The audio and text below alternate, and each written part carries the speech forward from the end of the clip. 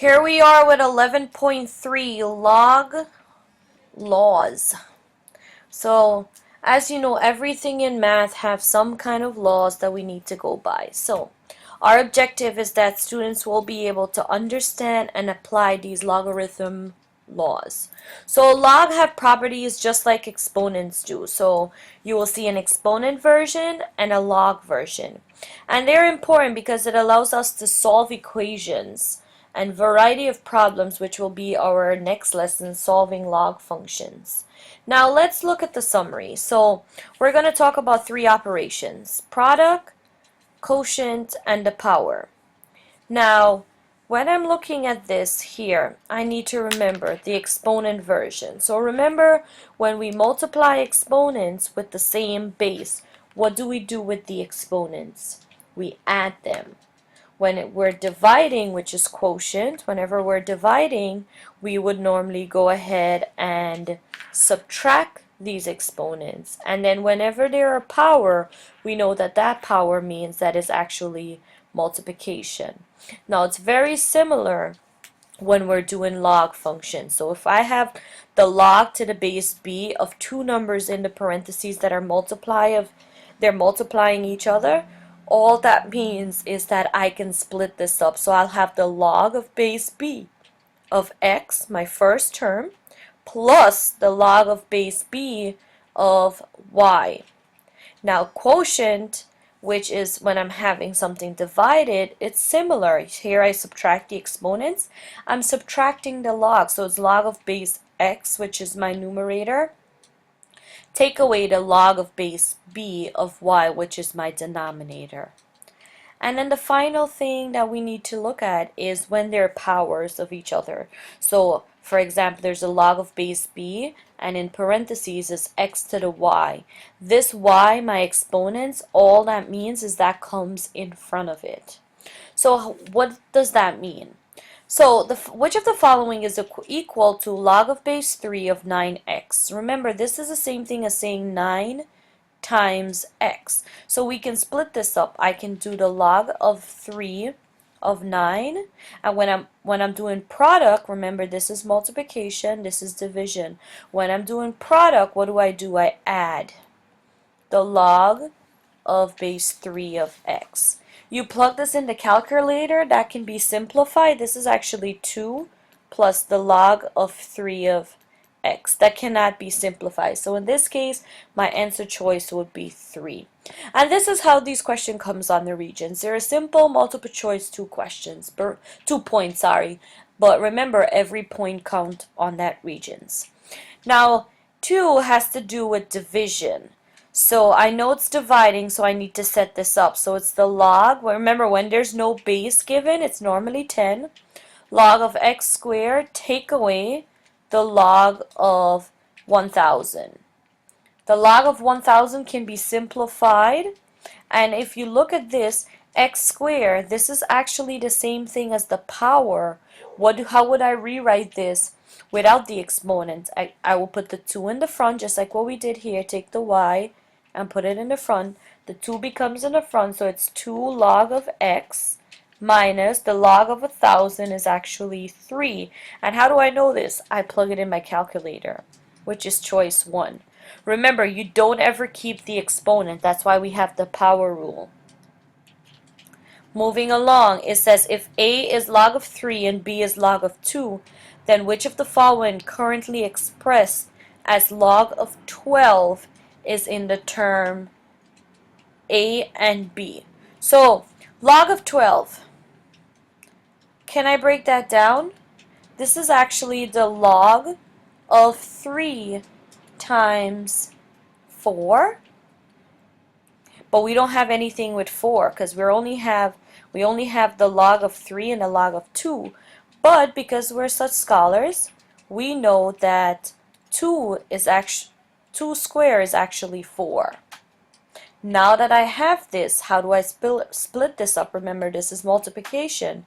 So this becomes the log of 3 plus the log of 2 square.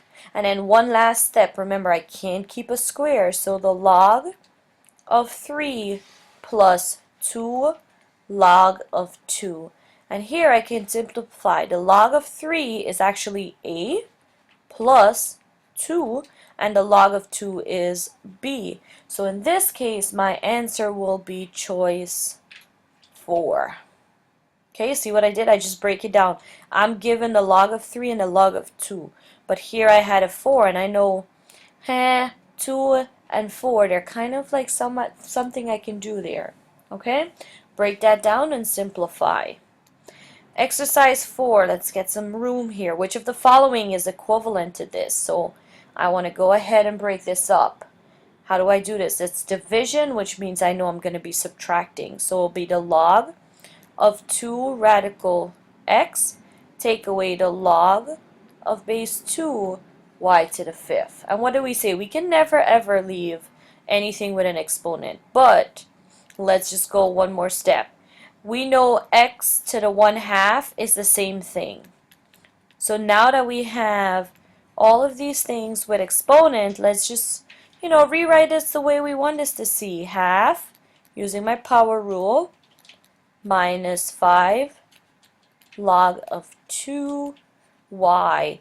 And that will be choice 3. Alright? Just remember here, the key thing is x, the square root of x is same as x to the 1/2 power. Okay? Now let's just try a couple more examples before I let you go and do your practice problem. So this is just about those 3 rules. That's all you need to know. Go ahead. Actually, you try number 5 on your own. It's dividing, so go ahead and use the division rule and try it. Alright, you should have gotten up to choice 1. But in case you're stuck, you should only get stuck up to where this green is. You should have been able to get half of log of base 3 of 5, take away 3. Now that's not in the answer choice. However, there's 2 options where I have everything over 2. All we did one step farther was make everything have a common denominator. Remember, this is the same as 3 over 1. So I want to make it have 2. I would times this by 2 and times that by 2. That's where the 6 came from. And then it's choice 1. Okay? One other way, since it's a multiple choice question, is that you can plug this in the calculator and you will get an answer and then see which one of this answer choice matches it as well. 6. If f of x is equal to log of x and g of x is equal to 100 x to the 3rd, then find f of g of x. And again, guys, we've seen this in Unit 1. We're actually in Unit 11, and it's still coming back, f of g of x. So I know that g of x is 100 x to the 3rd. So now I want to find f of 100 x to the 3rd. This is going to actually be the log of 100 x to the 3rd. This is my multiplication rule, so I need to split this up. So it's the log of 100 plus, because it's multiplication, the log of x to the 3rd. Log of 100 is actually 2 plus, remember you can't leave the exponent, so use the power rule, log of x, which is actually, bam, choice 4.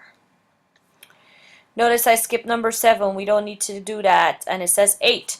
The logarithm expression log of 2 square root of 32x to the 7 can be written as. Notice the answer choice is. I want you to try that and let me see what you get. Alright, number 8.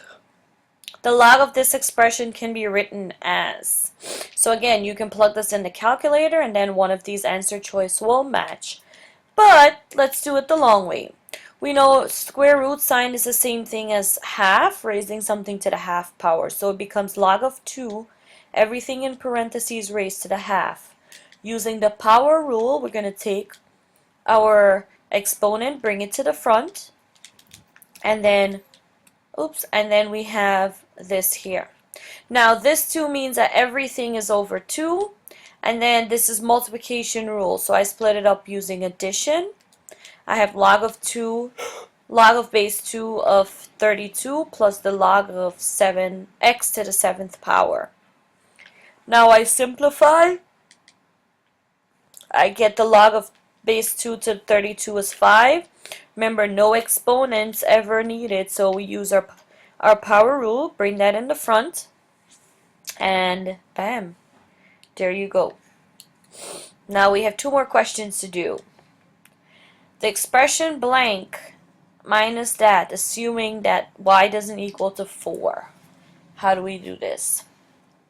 So whenever you're kind of going backwards, subtraction, whenever you see subtraction, what does that have to do with? That's actually division. So this is the same as saying the log of 4, and then I have y squared minus 16 over y plus 4. And it says y is not equal to 4. So what can we do here? This is actually a difference of squares. So you have the log of 4 in the top is going to be x minus 4, and oops, I don't have space there. So let's just take this out and come at the bottom here. So here I'm going to erase this after, okay? So the log of 4 in the top, it's x minus 4 and x plus 4 over, not x, why am I using x? My variable is given to me in terms of y. Sorry. So this becomes y, and then the bottom is y plus 4. And this is a difference of squares. So notice this and this can be canceled, and I'm going to be left with the log of 4 of y minus 4, which is actually choice number 2. So this is actually noticing that this is a division problem. Okay, that's how we set it up, and then just go ahead and simplify. Please make sure you copy this, pause the video, make sure you copy this because I'm about to get rid of all of this. Now, where did we go? Number 10. Number 10 said if the log of 7 is equal to k, then the log of 4900 can be written as. Now, we know the log of 7 is equal to k, so you ask yourself, how can I change 4900 in somethings of 7? So 4900, I actually know that is 49 times 100, and then 49 is 7 squared times 100.